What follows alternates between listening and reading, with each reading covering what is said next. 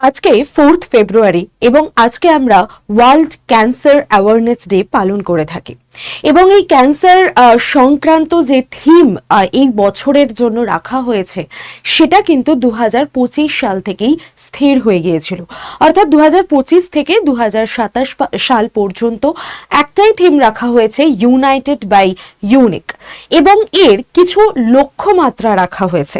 যেরকম 4টি পয়েন্ট তোমরা দেখতে পাচ্ছ, আমরা এখানে দেখতে পাচ্ছি। ফার্স্টেই বলা হয়েছে অ্যাক্টিভ এঙ্গেজমেন্ট এবং কোলাবোরেশন।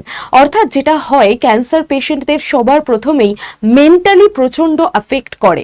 তার কারণ আমরা প্রত্যেকেই জানি যে এটি একটি মারণ রোগ এবং প্রত্যেকটা পেশেন্টেরই যেটা সবার প্রথম মনে হয় যে এটা আমাকে মৃত্যুর দিকে এগিয়ে নিয়ে যাচ্ছে। তাই জন্য তাদেরকে সোশ্যাল বিভিন্ন অ্যাক্টিভিটির সঙ্গে এনগেজ রাখা, তাদেরকে কোলাবোরেট করা, এটা কিন্তু সবার প্রথম দরকার। সেকেন্ড হচ্ছে কন্টিনিউয়াস অ্যান্ড কম্প্যাশনেট কেয়ার। অর্থাৎ তাদেরকে প্রচন্ড সহৃদয়ের সঙ্গে তাদের যা যা কিছু অ্যাক্টিভিটি, মুভমেন্ট, তাদের ডেইলি লাইফ, সেগুলোকে আমাদের দেখতে হবে। একটা ভীষণ আন্তরিকতার সঙ্গে তাদেরকে আমাদের ডিল করতে হবে। পাশাপাশি ইকুইটি, ইনক্লুশন অ্যান্ড রিফর্ম। অর্থাৎ বিভিন্ন রকম যে সোশ্যাল অ্যাক্টিভিটি চলে আসে, যে তাদেরকে এক কোণে রাখা, এক ঘরে করে দেওয়া, তাদের উপর বিভিন্ন রকম বিধিনিষেধ আরোপ করা, তাদেরকে আইসোলেটেড করে রাখা, সেই জায়গা থেকে আমাদের বেরিয়ে আসতে হবে। সোশ্যাল একটা রিফর্ম নিয়ে আসতে হবে এবং তাদেরকেও সোশ্যাল অ্যাক্টিভিটিতে ইনভলভ করতে হবে। And last one is empowered and informed decision. অর্থাৎ এই যে সমস্ত পেশেন্টরা রয়েছেন তাদেরকে আরো বেশি করে আমাদের এম্পাওয়ার করে তুলতে হবে।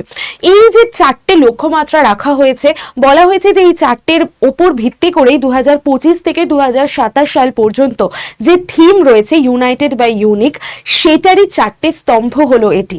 তো আজকে এই একটা বিশেষ দিন, যেদিন আমরা ক্যান্সারকে নিয়ে একটা অ্যাওয়ারনেস সারা বিশ্বের মধ্যে প্রচারিত হতে দেখি, বিভিন্ন জায়গায় ক্যাম্পেইন করা হয়ে থাকে।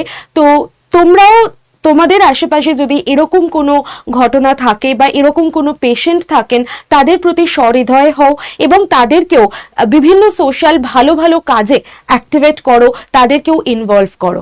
তো আজকে এই নিউজটাই তোমাদেরকে জানানোর ছিল এবং প্রত্যেকে সুস্থ থাকো, ভালো থাকো। আর তোমাদের সাথে আমার যে ক্লাস হয় রেগুলার, সেই ক্লাসে জয়েন করতে ভুলো না। অল দ্য বেস্ট সকলকে।